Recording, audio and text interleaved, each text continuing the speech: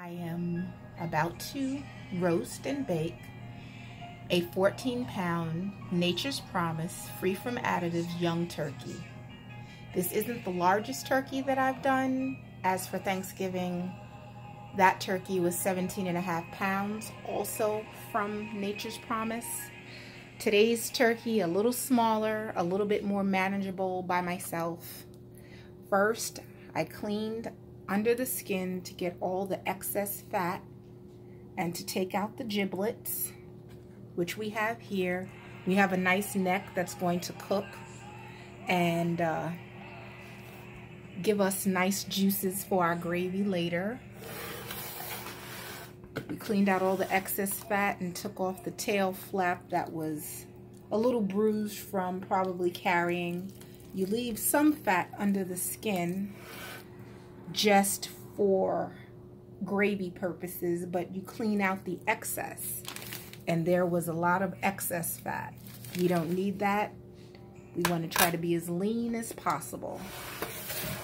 Now we're about to rinse in a salt brine with just bottled distilled water and sea salt and Himalayan salt.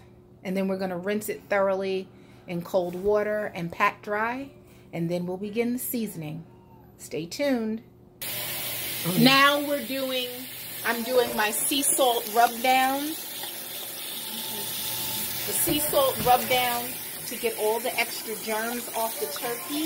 It's not to season the turkey, but this is how I get the germs off, and it helps the skin really whiten up, the flesh really whiten up, and get any excess germs from pre-handling prior to the purchase. And then I rinse it really well in ice cold water, pulling off any extra fat.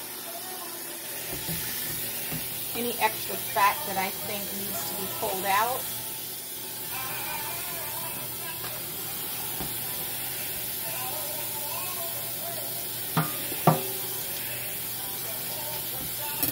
Mostly I've gotten up all the extra fat that I want to. Any stray feathers that you see, you want to pluck out.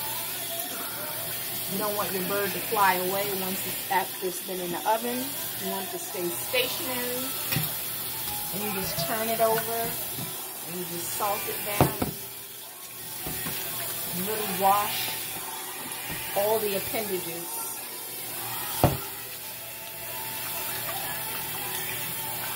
So in a sense, you're giving it a nice turkey bath.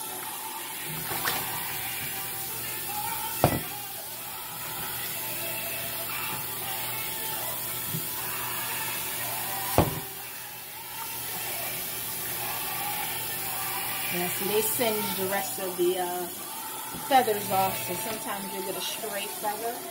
Now you gotta do the inner cavity. You gotta hold the leg. That's why higher faucets are better. But we work with what we have. Turn the turkey around, holding all the legs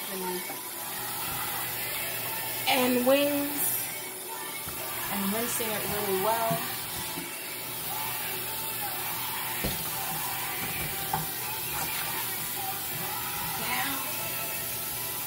Okay, now you see how the flesh is nice and clean looking. Now we're about ready for seasoning. Alrighty, stay tuned.